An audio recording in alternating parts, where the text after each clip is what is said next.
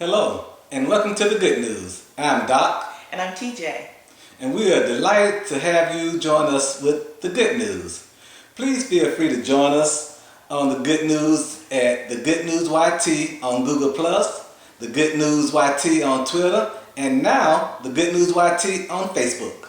You know, I get so excited when my phone goes ding and lets me know I have a new Twitter follower. So I want to thank each of you for all of your support, all of your comments and subscribing. It really means a lot and it helps us to bring you more good news. You know, I'm excited about all the new followers we are getting. Mm-hmm. You know, we do pay attention when we get new followers, and we are so excited about that. We just started our new Facebook account with the Good News YT. And do you know that we already have almost 200 new followers just on Facebook alone? Oh, that's exciting. It is. So I want to encourage all of our Facebook friends, all of our Twitter friends, and all of our Google Plus friends to tell your friends, tell your coworkers, tell your neighbors to look at the Good News YT with Doc and TJ on YouTube. I am bouncing around in my seat. Like most women, I get really excited when you talk about diamonds and engagements and weddings. And we have had so much news this week on really huge engagement rings. So we have Kanye and Kim. Kanye and Kim. Kimye. What is Kimye? Kimye. With a 15 karat engagement ring. And right after that is rapper Future and Sierra. I guess he was looking for her with a flashlight, so he found her. So I'm excited about all this good and exciting wedding news. You always hope that when you hear about an engagement that it actually makes it to a wedding. And so I really want to talk some about how much we focus on the beginning, on the exciting part of the engagement and engagement party and planning for the wedding, which is really just a big, huge party. So, but then what happens after that? You know, I think I'm amazed, and if you ask majority of men, we would skip the wedding stage of the relationship and go straight from the engagement announcement to the marriage. You wouldn't end up with many wives because we like that part. And you know, and I think about the fact that how Kanye bought the 15 karat ring for Kim. But what was interesting to me about it was how he rented out San Francisco 49ers football stadium and invited a select few people to come in to see him kneel down.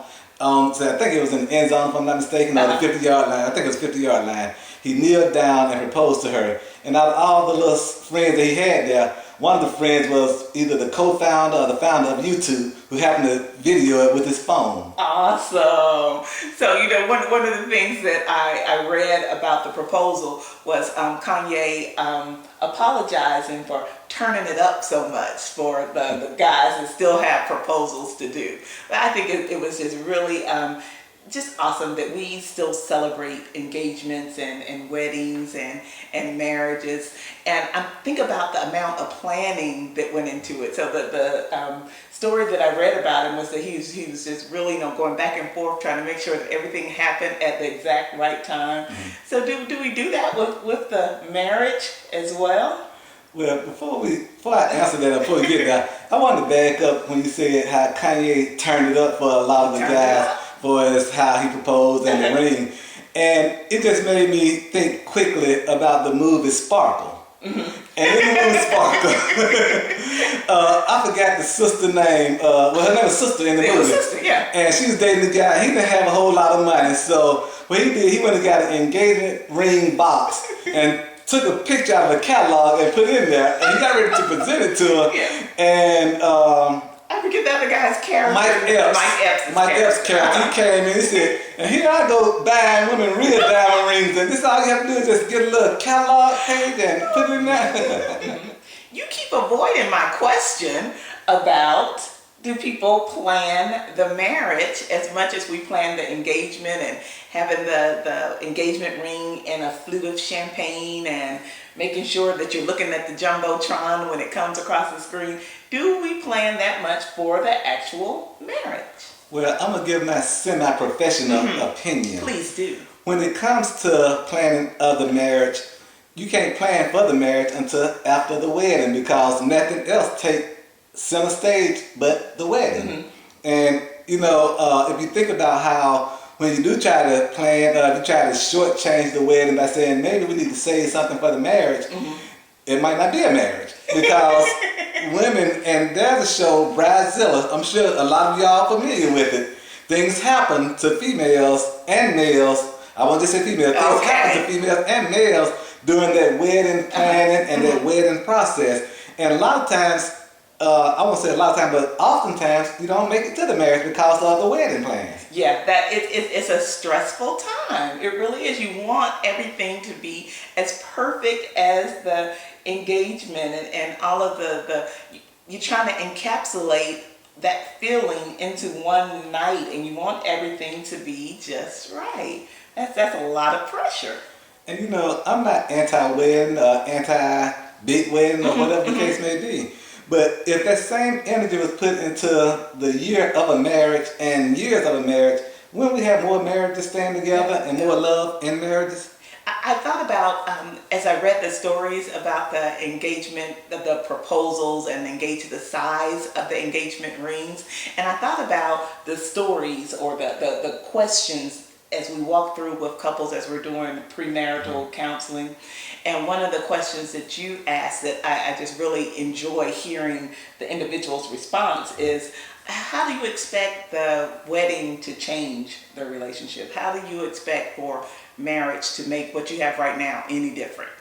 And just the variety of responses that you get. And I think the couples often surprise each other if they listen to the other one's answer.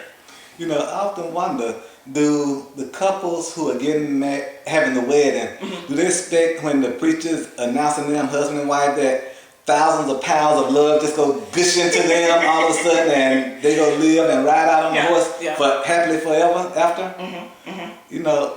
I asked that question to someone very close to me very recently who got married, and you know who I'm talking about. But anyway, I said, how does it feel to be married now after you just got married? And she told me, I feel the same because we were already in love. The wedding was just the ceremony. But she said, I feel the same, and because we were already in love and we already expressed what we felt about each other and it was already known. I said, well, if everybody felt that way and knew that, can you imagine how much money couples would start off their marriage with if they knew that and did that and didn't need the big ceremony? No, we need the party. We need the party and the big ring. And I'm gonna tell you why I think we have the big weddings for the most part. And I don't knock weddings. I'm pro weddings. I love weddings. But a lot of times when marriages get rough and hit hard roads, which they will do, it's the memory of that wedding and that engagement period that might sustain you to stay together. I truly and firmly believe that. One of the other questions that you asked apparently I don't ask many questions during couples counseling. I'm a listener. I just listen. Doctors have to talk a lot. So the other question you asked is that, okay, right now you're in love, you propose, you're planning a big huge party. So this is the good. So have you thought about what's the worst? You know the better. Have you thought about what the worst is?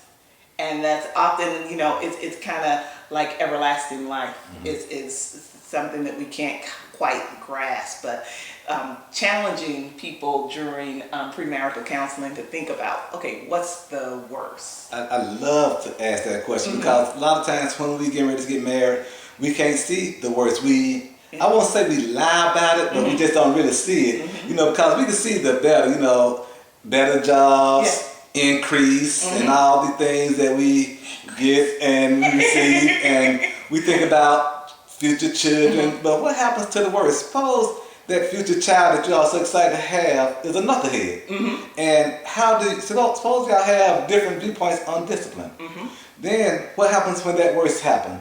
What happens when all of a sudden one of the parties decide to pick up a recreational habit? You said you stay married, do that, and for that. So a lot of times we don't think about the worst. That's the reason, again, the wedding, what it does, it gives you the opportunity to think back to the great time or a great time, and you're able to sustain yourself and tell yourself, this is why I got married, because of the feeling I had back then when I got ready to get engaged to be wedded. And I have heard a lot of naysayers that it won't last, that it's all staged for more paparazzi publicity. and I just really don't care. I just really enjoy the idea of two people making a commitment to be together, to raise a family, to love and care for each other, because that's what it's all about. It is. That cleaving to one another. I don't know why I get the wiggles when I talk about weddings and marriage. So I don't guess I can stay on this topic all night. I could, but I'm gonna go ahead and let you do your picks for the week. What's your record now that we're into the thick of the season? Well, I would say, for speaking on a record, I'll give a cumulative average percentage point. And right now, my percentage point, I'm probably about 725 percentage, which is very good for his picks. So, that and the reason I sounds say like that, some economist numbers when you don't want to tell me that we're in a depression. well, I hadn't counted all the wins and losses one by one per team. You were when you were winning. I remember that week that you were undefeated. Well, the reason I haven't, because my time for picks have been shortened so much. Oh, okay, now it's me. So Okay. if I had more time, I will go through. So I'll tell you what I'll do. Next week, I'll give you a win-loss percent. So I'll give you a win-loss record in addition to my percentage. Okay. But last week, I was 500. I picked 3 correct and I had 3 wrong. Okay. This week, I will go. I used to be able to read who won, who lost, but some of my time got cut, so I won't do that this time. Again, it's me. But let me give you my predictions for this week. This week, we have the Cincinnati Bengals playing the Dolphins. I have the Cincinnati Bengals in that one. I have the Seattle Seahawks over the Tampa Bay Bucks. Home team. I have the New York Jets in a surprise victory over the New Orleans Saints. Ooh. I have the New England Patriots defeating the Pittsburgh Steelers. I have the Buffalo Bills giving the Kansas City Chiefs their first loss this week.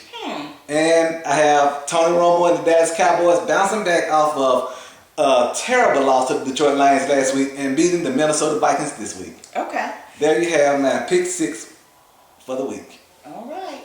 So tell me, what's your fantasy record? My fantasy record, I belong to 2 leagues. I'll give you my personal league first, which is with family and friends. And in that one, I'm not doing that good. My record is 4-4. Still in contention for the playoffs. But even if I make the playoffs, unless something drastically happens with my team, I'll be one and done. Okay. But the fantasy team that I really enjoy, and I guess because my team is doing a whole lot better than that one, is 7-1. Okay. I've only lost 1 game in that, and that 1 game came to the real Buckeye run the table and go undefeated. All right. You heard it here first. I like that. I'm going to have to use that later. Yes. Well, I think we are just about out of time. I want to thank each of our viewers, that's you, for tuning in again for another episode of The Good News. Stay tuned for new and exciting things coming up with our season 2. Just after the holidays, we are already busy at work for you, our viewers. We want to thank you so much for commenting and subscribing, following us on Twitter and G+ and Facebook at The Good News YT. Thank you so much. But that's come to The Good News YT. So until the next time. Good day and good night.